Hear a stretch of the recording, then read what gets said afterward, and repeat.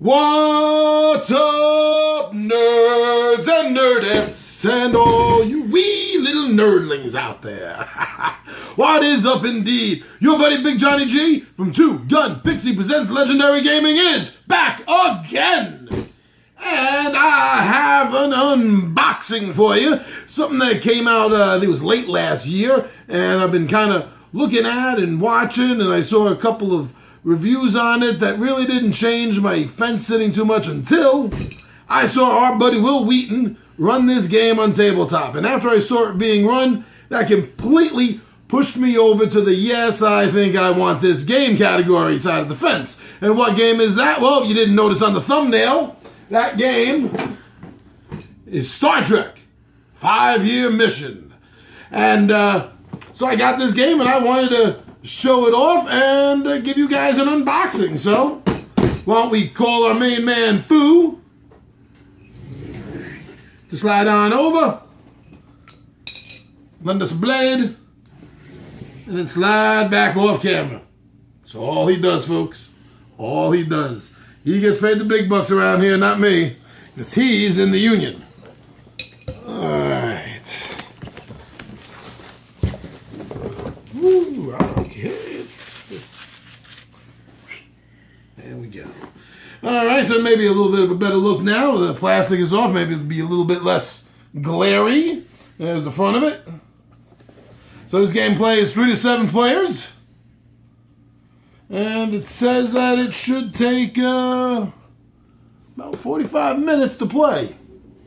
And it's also listed as 10 and up, the ages for this. Now, obviously, you're going to have to be interested in the Star Trek franchise, the theme, the genre, to probably appreciate this game even more than it is, but that's no problem for me.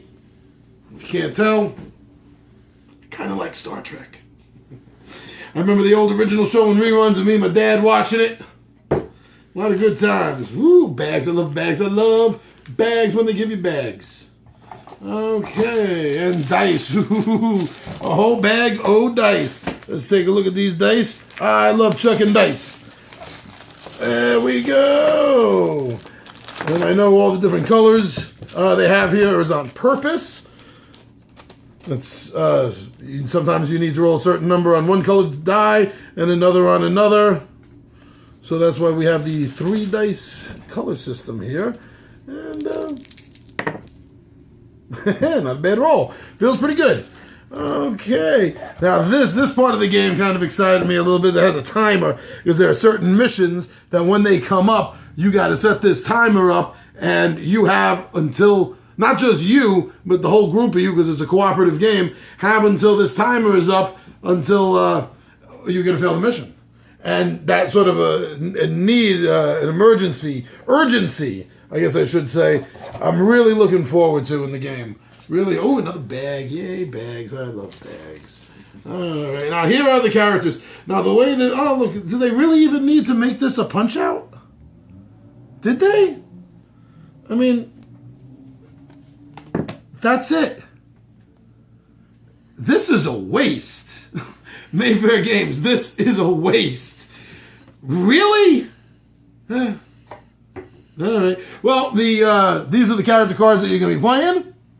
And they're double-sided if you were going to be choosing the original or the next generation.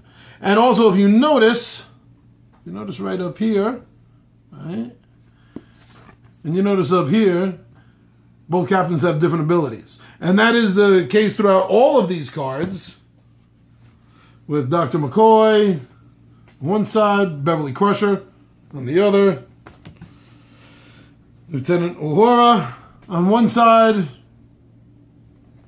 Counselor Deanna Troy. So these are the characters that you're going to choose from when you and your fellow players are going to be running the game. Spock, Commander Riker. So you do have some choices. Now the reason that there are numbers on these, if you see Scotty here at the 4, the Forge on the other side with the 4, the reason the numbers are here are for basically your first game, or maybe your first couple of games. What you're going to do is, depending on the number of players in the game, here's Sulu. Depending on the number of players on the game, that's who you're going to play. If it's a 4-player game, you're going to play with characters 1, 2, 3, and 4. And that's because, and there you go, Commander Data. That's because these characters are somewhat allegedly optimized to help you learn the game. And finally, you got Pavel Chekhov and Lieutenant Worf. So they each have a space for action and for injuries, I see, and that's where you put your dice as you're playing the game. Now there are alert cards. Alert cards. And let's take a quick look at these two. Foo, you're back here for another one. You'll get overtime, don't worry. Okay.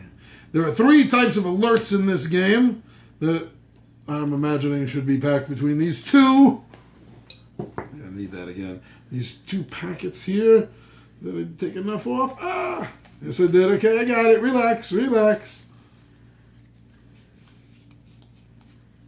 And some yellow. I'll bring them over there. So I make sure I got them all. Okay. These guys out of the way now. So you're going to have red alerts. You're going to have yellow alerts. And you're going to have blue alerts. And the blue are the easiest. The yellow are medium. And the reds are very, very tough. Now, at first in the game, you're going to be able to choose from any of the colors that you want, because the colors give you better things. The harder it is, the better chance you have of finding one of these on it, because these are the missions. If you see the symbol, the Star Trek symbol, you get a victory point for that. And there's more of them in the yellow and the red deck than there are in the blue. The blue deck is good for either side that you're taking, with the exception of the starting card, which shows only the old ship. But the rest of them, you'll notice, these are good quality too, not bad cards. It'll have a picture of Old Trek and Next Generation. But these cards, allegedly, from what I heard, are specific. That they have some old and some new. I'm not seeing any of the old ones. Oh, there's another double one. There's another double one. Fire torpedoes.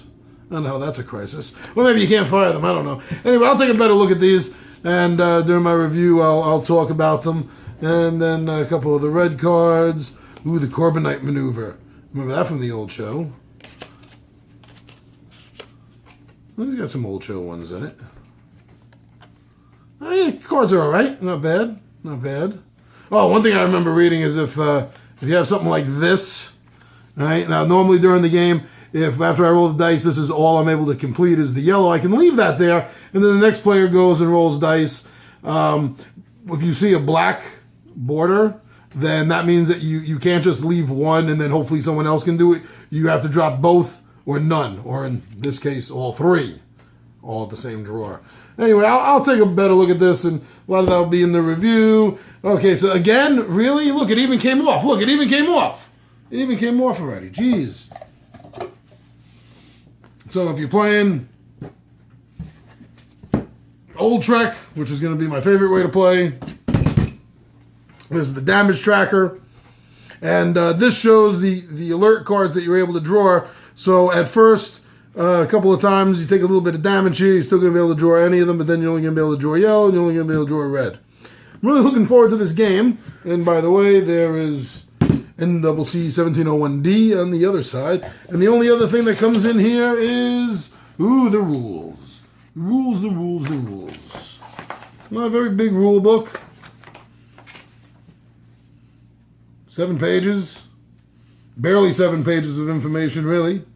And then you got a nice little player aid page. Cool. These are always helpful. I mean, cooler if they were cards. They could sit nice right next to the players. But this is good, too. That's good. So, Star Trek 5-Year Mission by Mayfair Games. Mayfair Games. And so this game's out now. It's been out for a better part of a year now. If you're a Star Trek fan, like me, you're probably definitely going to want to check this game out. And it's a cooperative game, 3 to 7 players, ages 10 and up. And it should take you, it said, what, 45 minutes? Is that what I said? Yep, 45 minutes. See, it's all right there. All right there. Didn't make it up. All right, so I'm your buddy, Big Johnny G, Two Gun Pixie Presents Legendary Gaming, and my friends, the rumors are true. I am out of here.